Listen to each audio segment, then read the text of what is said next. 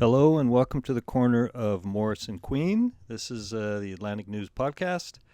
I'm Chris Green, and I'm very happy to welcome another Chris here, Chris Murphy. Hi, Chris. Welcome. Welcome to you, too. Yeah, thank you. So Chris, I'll let Chris explain a little bit about himself. But as introduction, Chris is a retired professor of sociology. Is that Yes, right? yeah. Yeah. And he's written a book called Far Out, the untold story of the 60s inspired Back to the Land migration that changed Nova Scotia. It's a fantastic read, and we're going to chat about it. So Chris, first of all, what's the book about?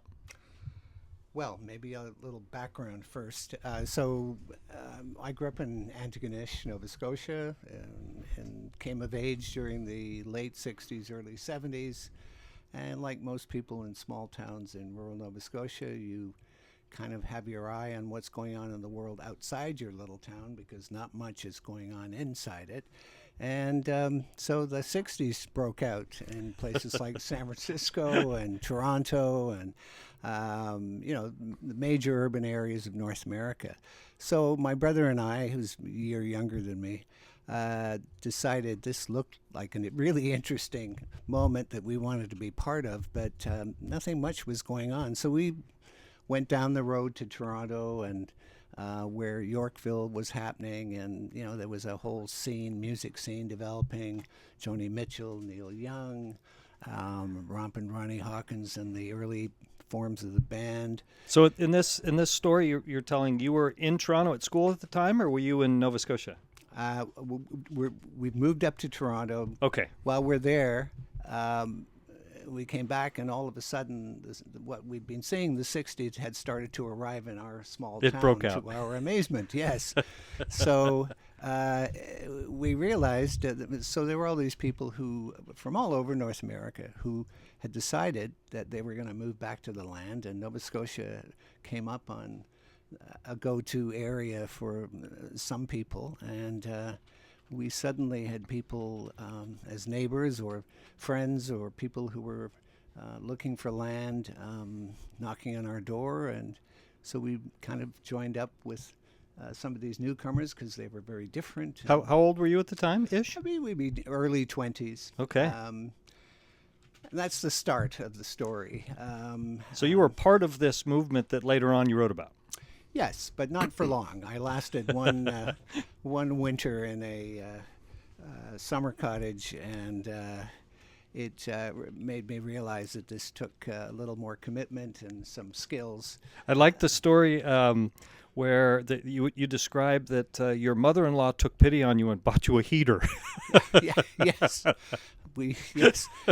No. Didn't want her daughter freezing to death. Yes, well, and we didn't have enough wood. We made all the rookie mistakes. You were making it up as you were going along. Which a lot of the other people did. You described that, yes. Yeah, they did it more successfully than we did. No, so I decided to go back to school as I thought that would be a way to come back and teach in my hometown at the university and have a steady salary, but still kind of be part of the lifestyle. So you were a prof up at which university? Yeah, I hadn't finished my PhD at St. FX, we call it, St. Francis University, for 2 or 3 years, and then by then the Back to the Land community had settled in. Some people had left. So this was happening while you were a prof up there? Yes. Oh, yeah, nice. And so we were there, and we're part of it, saw the growth and early evolution of that community. My brother stayed, and he and his wife, who's an artist, and she's done the artwork in this book, and my brother's a photographer and filmmaker. He really was the inspiration for this book. They were kind of back to landers, successful ones, and so they became part of that community. And over the years, we maintained friendships with a lot of the people who came and stayed, the actual ones who survived and thrived. So when did you think about writing this book? Was it from the beginning, or did it just dawn on you that this would be an interesting story? Well, actually, it was my brother's idea. He just, about 5 or 6 years ago, he realized that these were his friends, but they were interesting people, artists, sculptors, people with all kinds of different backgrounds. and that we were getting on. People were getting older, and that story he had always thought had never really been told. So he suggested we start doing interviews, filmed interviews, just to document some of the people with no great ambition in terms of any project or even a book at the time. And this was what, 2 years ago? This was 5 years Okay, ago. so that's this the kernel of the idea. Yeah, this okay. is when it started. All right. So we started doing the interviews and filming them, and he asked me to help with the interviews, and I did. I'm a sociologist, and began to ask the usual questions about where people came from and why, and how they got here, and what happened when they got here, etc. And after 3 or 4 of these interviews, I began to see that there was actually an interesting story here. And when I did my research, I began to realize that no one has actually done anything, at least in Nova Scotia. There are books about back-to-landers and, alternative communities in the U.S. especially, and right. some in the rest of Canada, but nothing in Nova Scotia. So at some stage I decided, well, and after doing, a lot of reading and trying to, getting some insight into this story, I began, that this was a migration story. And so there was a model. There are lots of migration stories. This is a distinctive group of people. And we're living in a different migration story now, yeah, so exactly. That's interesting. Yeah, and this was a distinctive group of people with different values. They even talked differently than the people that were there. Dude. Yeah, exactly. The whole slang, the whole counterculture. They certainly stood out from their more traditional neighbors, people who were living there, and a different lifestyle and different values. And I thought, well, this is kind of a migration. And they came for land, cheap land, to make a new life, which is the standard immigrant story. Right. Opportunity. yeah. Well, opportunity? Where are they coming for opportunity? Well, in actually, a way. in many cases, I think that's what makes it a little bit different. Many of them came from relatively secure middle-class backgrounds. Right. So this wasn't upward mobility. This wasn't a chance to make a better economic life or materialistic They were leaving life. that. They left that behind. Well, now, let me interrupt. When we're talking they, who are the they that you spoke with? Just Well, so briefly. we only spoke to 50 people, which is a lot, actually, when you're doing individual interviews and interviewing people where they live. But so it's a slice. But many of them, so the actual breakdown was about half and half American, half Canadian. Okay. So a combination. yeah. But I interrupted you. So it's interesting. They came from very well-settled nests to a spot where they had to build the nest themselves. Yes. So not quite opportunity. No. They wanted to build, they wanted a different kind of life and lifestyle. Mm-hmm. But it wasn't for the standard, immigration or migration model, which is usually economic upward mobility, a better material existence, etc. Some left for political reasons, particularly the American. The Vietnam War. Yep. Yeah, so they were like political refugees. Yeah, and one of your stories is quite explicit, where the gentleman, he starts in Florida and makes his way up. It's almost the story of a underground railroad. I think you Yes. talk about it's kind of the old underground railroad, following that up. Well, there was one actually in Yeah. the U.S. I don't know much about it, but 55,000 draft age Americans came to Canada between, I think it's 1970 and 1975 or something like that. Yes. In Toronto, to places like Toronto primarily, and maybe at Vancouver, and even the Americans that came here, many of them would have entered up through Toronto and maybe come down. And then came here. But as you mentioned in the book, out of the 50 people you talked to, they weren't all draft dodgers. It was just a diverse mix of all sorts of reasons for wanting to create their own utopia. Yeah. Well, I think the politics of that era, particularly in the U.S., was a driving force for everybody. It was the Vietnam War demonstrations, civil rights, race relations. There was the series of assassinations that then break people's hearts. Yeah, exactly. So things looked kind of grim for a few years, and wasn't as bad in Canada because we had Pierre Trudeau. So Hmm. Canada looked pretty attractive in comparison. And we Pierre, had no draft, of course. no draft, and Pierre Trudeau, unlike Nixon, who was leading discussions about the war. Pierre Trudeau, from I learned from your book, and I'm learning about his time in power.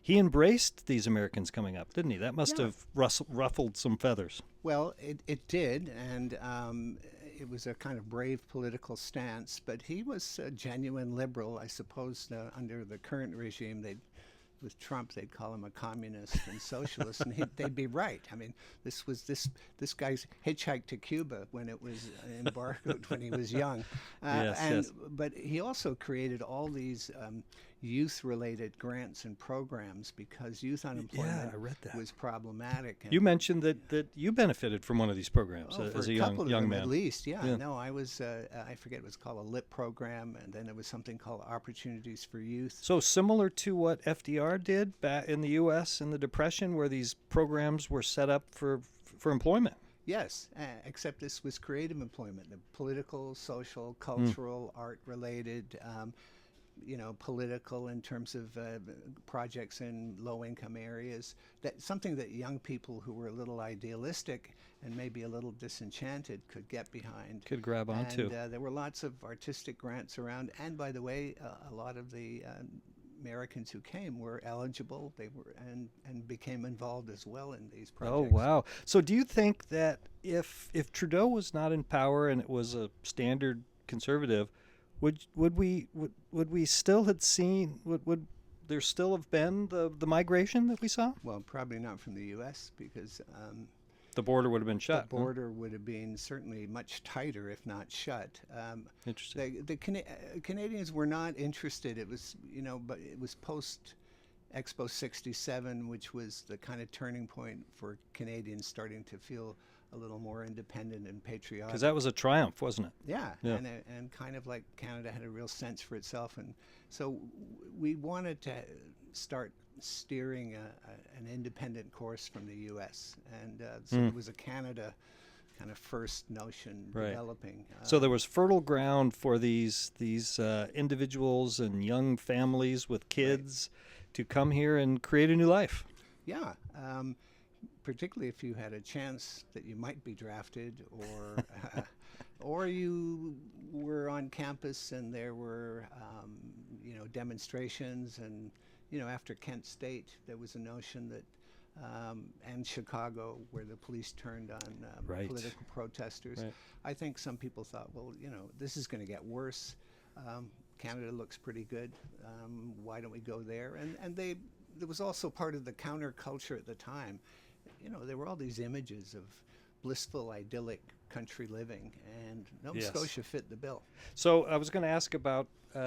So you just spoke about why the Americans came up, but so there's also plenty of Canadians Yes. from Toronto, from Montreal, that decided to come to Nova Scotia rather than out west, where it was probably more well known. Why would they come east? Is it as simple as cheap land?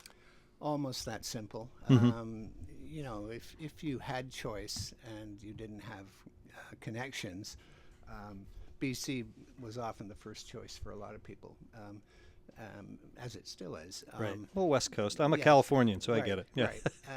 It's got climate and geography, but you need money. So a number of the people we interviewed, 2 or 3 of them, had started in BC and left because it was too crowded, too expensive, Okay. etc. So Nova Scotia at the time, the land was very cheap, was available, and the climate isn't great, but it's not as harsh as, say, Newfoundland or northern or out west, and also it's been settled for a long time. So there's lots of small communities here and there. So in a It was sense, more of a blank slate yeah. here. Well, it wasn't. If you were in out west or in northern New Brunswick or whatever, you've got miles and miles of wilderness and no towns or whatever. Nova Scotia is lots of empty spaces, but there's also lots of communities here and there, and you're never too far away from a small town or village. Right. So you chronicle these individuals, these families that come here, and so as you go through in the book and talk about what they did, and Yeah. I think you cite that out of all of the people that came to Nova Scotia, 2/3 of them ending up it not working and them leaving. Is that roughly about Yeah, right? well, it's hard to have accurate data Ish, yeah. because data was never collected on that. But certainly from talking to people, everybody knows people who used to be, they used to live there, or people had friends that came and went. Well, you have your own story, of course, too. Yes, yes, and so we just talked to the people who stayed, and if you count people who came and tried it for a year or two and left, it certainly would be 3 out of 4. Some people came and did it for 8, 9, 10 years, and I've been getting letters and emails from people from across the country who said, they had come here in the 70s, and eventually often the relationship they had would break up, and they gave up, and they often think back on it. So, for every person that stayed, there would be 2 or 3 people that left sooner or later. And so you roughly chronicle the period of the late 60s until what, the late 70s, 78, Yeah. 79-ish? Yeah, the late 70s. And why that time period? Why did it end then? Well, I think Or slow down or stop or Well, whatever I it think did? it slowed down. I mean, it's not to say that nobody ever moved back to rural Nova Scotia, because it was a trickle of people after that.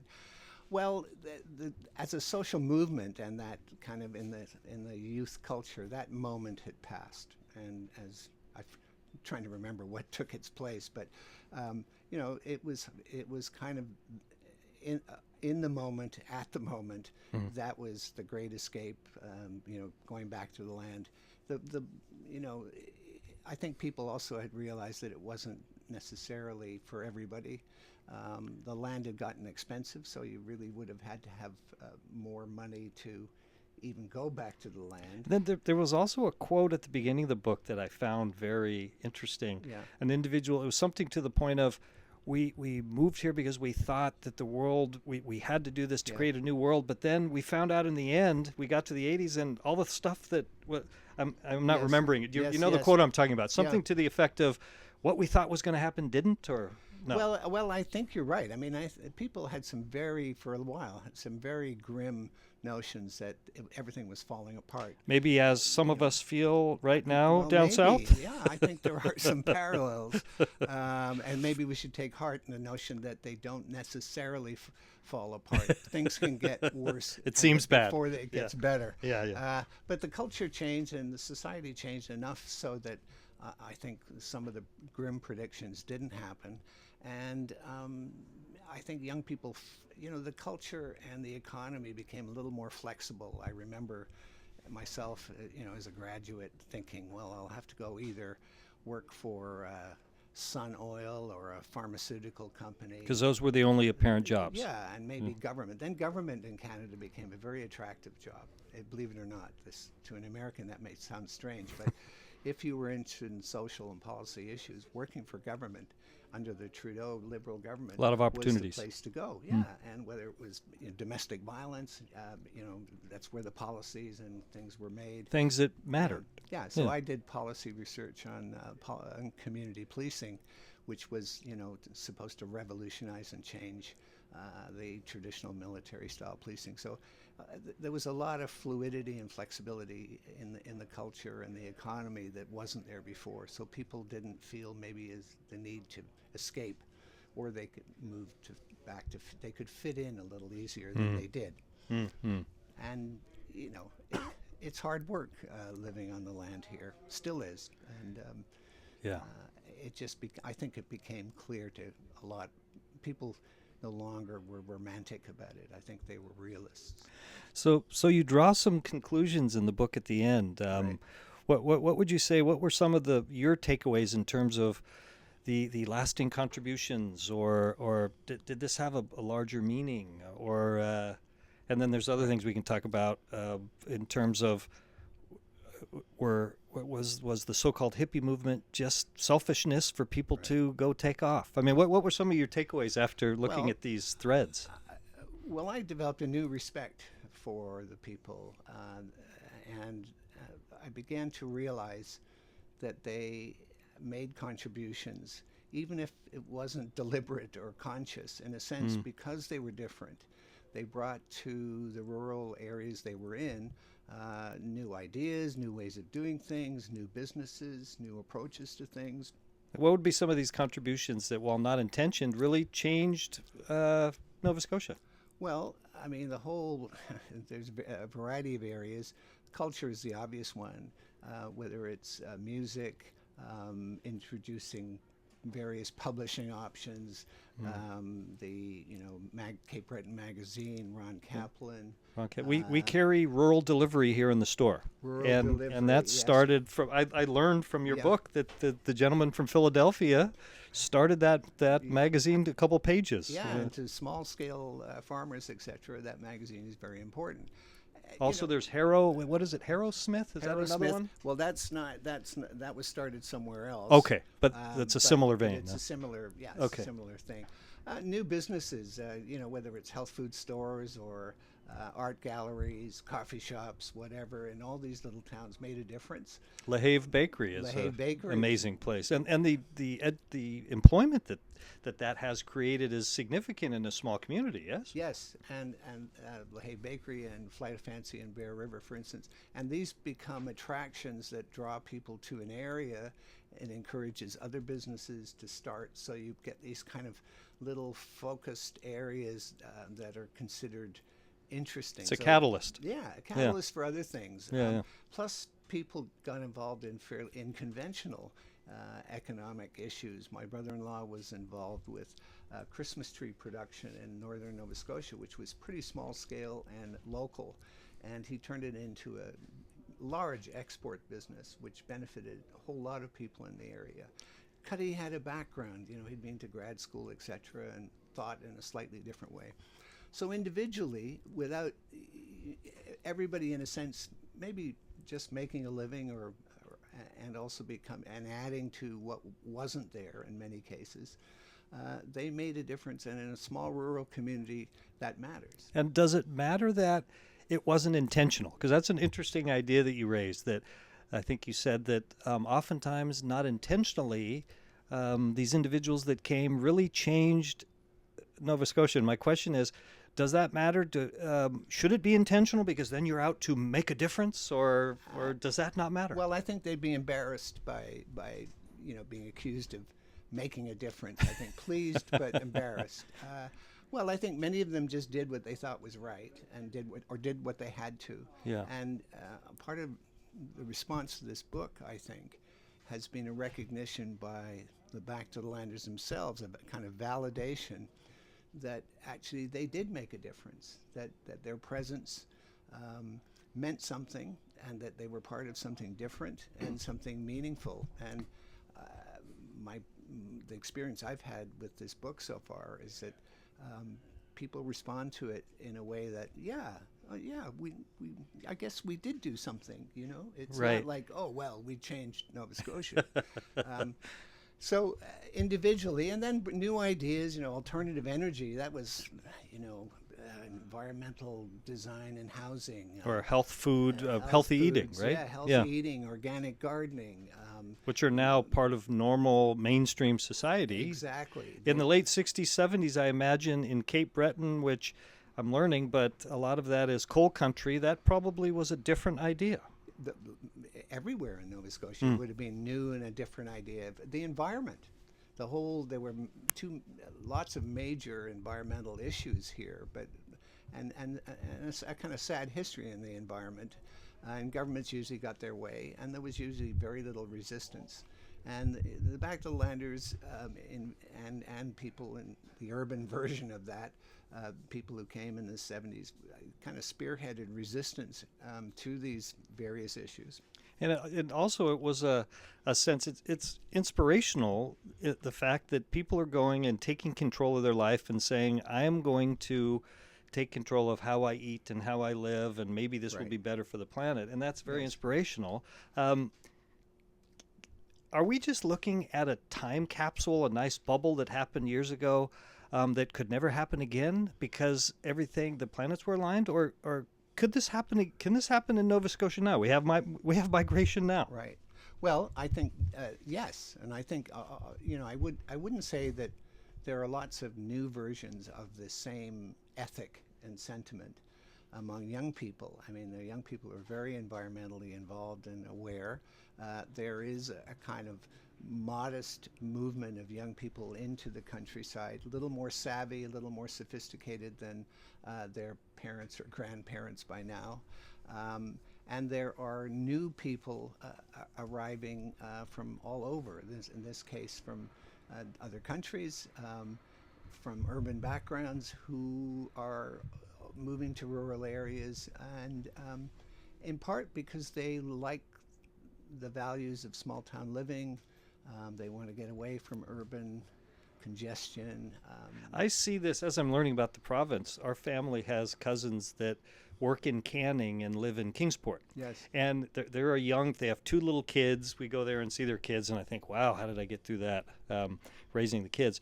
But the discussion was that a lot of young families are looking for this lifestyle. So this little town of Canning has shops opening up, and there are young people living there, and it's interesting to hear that. It's a revival. Yes. And I think more broad-based than the originals, back to the Landers had, and they were focused on self-sufficiency and living kind of in on the land. This is kind of rural living, small scale environment, being sensitive to your environment, etc. And I think country life has become attractive. And I think the first people to make country life cool were these back to the this group in the 60s. The music helped. Yeah, it sure did. Yes, and other things. and other pieces. Exactly. What was there something that really surprised you from this after you lived it, you were part of it, you stepped away, you saw it, you interviewed? Right. Was there something that you thought like, wow, I never would have guessed this, or any conclusions that you drew that you thought like, oh my gosh, what?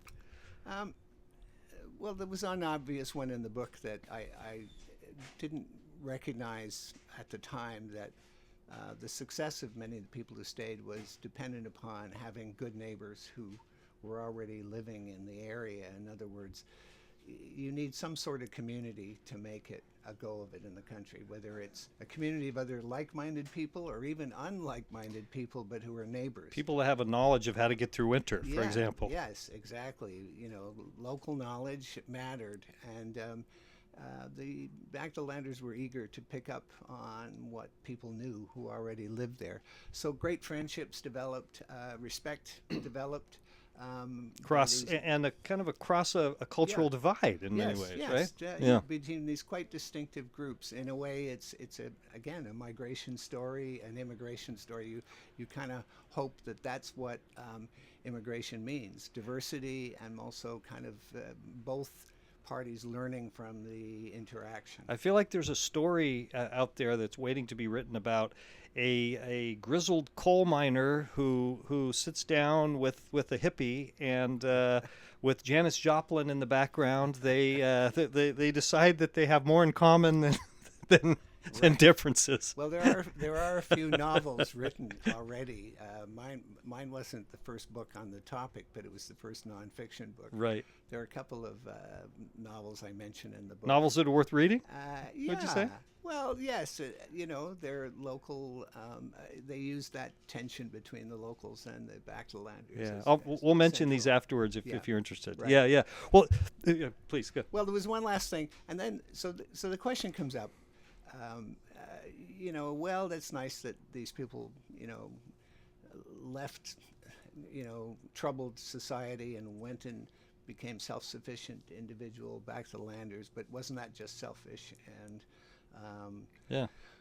And what's your take on that? Well, I think most of the people who I talked to had been participating in various political and social activities, and reached a stage where they felt they were no longer effective, and they also had ideals and values that they thought they couldn't live in the current environment they were in. And the 60s came up with the motto, "The personal is the political," and the idea of living a self-sufficient, independent life, which in harmony with nature and other people. I don't know if that's selfish. I think it's a reasonable way to live. You're not spraying on others. No, do so no to speak. harm, and be a good neighbor. I don't know if you can ask more of people than that. Right. And Right. a lot of them gave up something. It's not like they came from nothing, and this was a step up materially. They were taking a risk.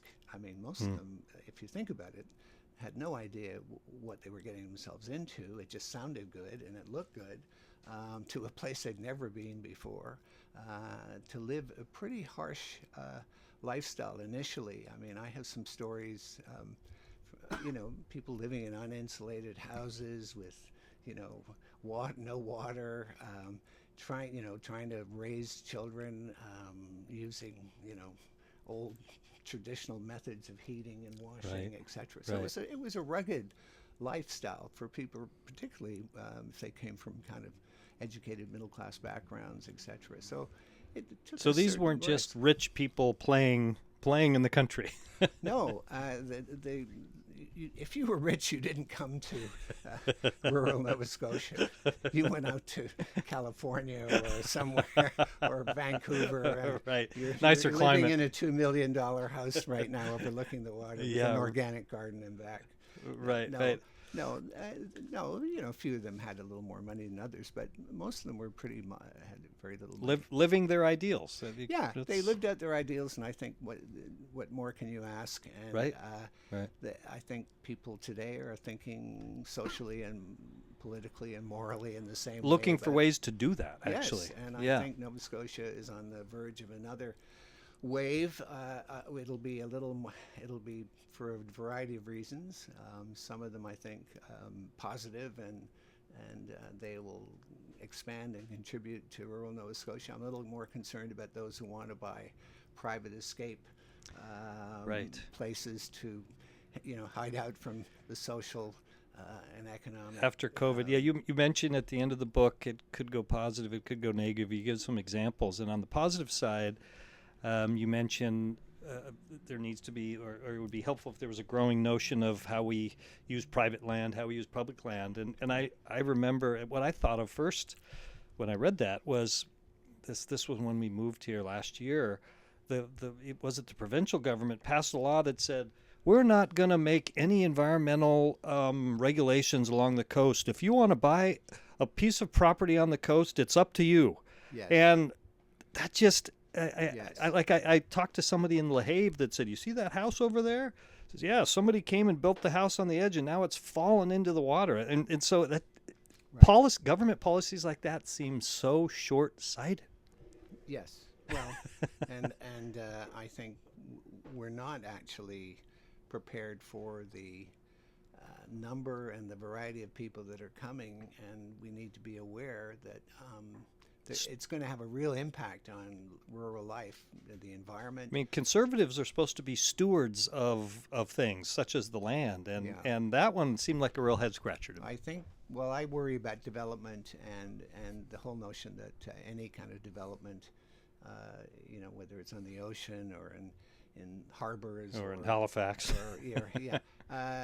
Unregulated and is good, and so I think the Back to Landers fitted in, didn't kind of found a way to not kind of damage the land or make it private, etc. Right. So no, I think we need to be aware that rural Nova Scotia once again is growing, and we need to be ready and watchful about how it grows, inclusive or exclusive. Great. Well, thank you. I think that's a really nice way to end this, Chris. One last question. 3 recommendations on good books people could read. To do with this? Be whatever you'd like. This is your opportunity. Oh, 3. It could be this. It could be anything. Oh. And actually, but while you're thinking Yeah. about that, there's one other question that I want to get in here. In doing research after I read your book, Yes. I cannot find any narratives or sociology pieces. I could find an economic history of the 1960s and 70s in Halifax, but there are no books written about what was happening in Halifax and Nova Scotia in the 60s and the late 60s, early 70s. Right. Why? Well, it's a good question. I couldn't find it either. That's why you wrote this book, maybe. Partially why this is, and why maybe it's popular. I don't know why. I mean, there's economic. I don't think the social and political changes were. This was a very conservative place, and still is to some extent. And this was, it was all taking place on university campuses, and it was all seen as marginal. And, the newspapers of the day were pretty well, the quote, the establishment. And when newspapers still existed? Yeah, they didn't think it was newsworthy to their readers. So it kind of, it went without record, and I couldn't find anything. It's fascinating. I've got one picture from the Chronicle Herald, and that's it. So maybe we can rectify this. But so back to thank you. So back to your recommendations. Three. What are three interesting things that 3 books you can recommend? Could be anything. Well, I'm actually on the lookout for a couple of interesting books. I just finished one. I finished a Robert Harris book from your bookstore. Oh, Robert Harris is fantastic, fantastic. And I also, speaking of, your bookstore, what's his name? Slow Horses. Yes, I'm starting those as well. What a great writer. Yeah. Yes. I mean, there's a bibliography at the back of this book. Yes, people are interested. I'm going to start taking a look. I won't bore people with that, but I don't have anything right now. I wish you'd told me ahead of time. I would have thought about it. Right. So I'm gonna say, and I'm looking for number 3. Okay, good. Well, no, that's good enough. And well, Chris, thank you so much for taking the time to chat with me about this. It's it really is an interesting read. The book is called Far Out. By Mr. Chris Murphy. You can find this book throughout the city. You can certainly find it in our store on the corner of Morris and Queen. But Chris, best of luck, and again, thank you. And thank you. Well, that was great.